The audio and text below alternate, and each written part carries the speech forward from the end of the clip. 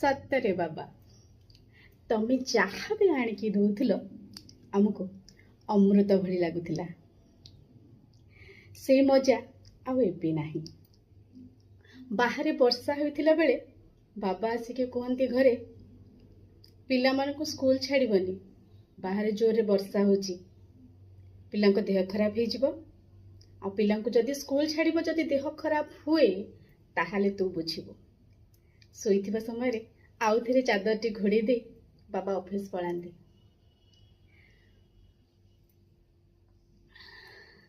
ଆଉ ମାମାକୁ ଦିନ ସାରା ଆମେ ହଇରାଣ କରୁ କିଛି ନା କିଛି ଖାଇବା ପାଇଁ।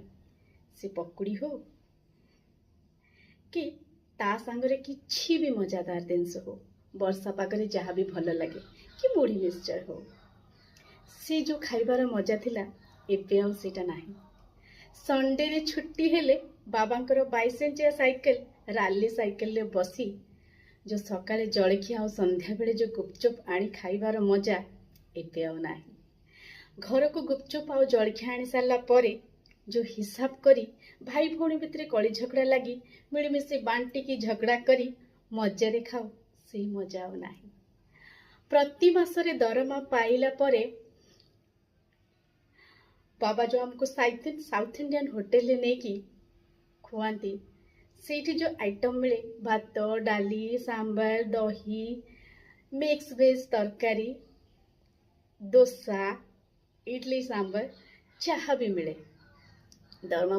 ଦରମା ପାଇଲା ପରେ ସେ ଯେଉଁ ଖାଇବାର ମଜା ଏବେ ଆଉ ନାହିଁ। ରାତି ହେଲେ ମନ ହୁଏ ଅଣ୍ଡା ସିଝା ଖାଇବା ପାଇଁ। ବାବା ଯାଇ ଯେଉଁ ମାଖନ ଦୋକାନରୁ ଅଣ୍ଡା ସିଝା ନେଇ ଆସନ୍ତି, ଆଉ ସମସ୍ତଙ୍କୁ ଅଣ୍ଡା ଆଣି ସାରିଲା ପରେ ଚୋପା ଛଡ଼େଇକି ସମସ୍ତଙ୍କୁ ମଝିରୁ କାଟି 3 ଭାଇ ଭଉଣୀ ଭିତରେ ବାଣ୍ଟି ଦେଇ ନିଜେ ବସି ଦେଖନ୍ତି ପିଲାମାନେ କେମିତି ଖାଉଛନ୍ତି, ସେଇ ମଜା ଆଉ ନାହିଁ।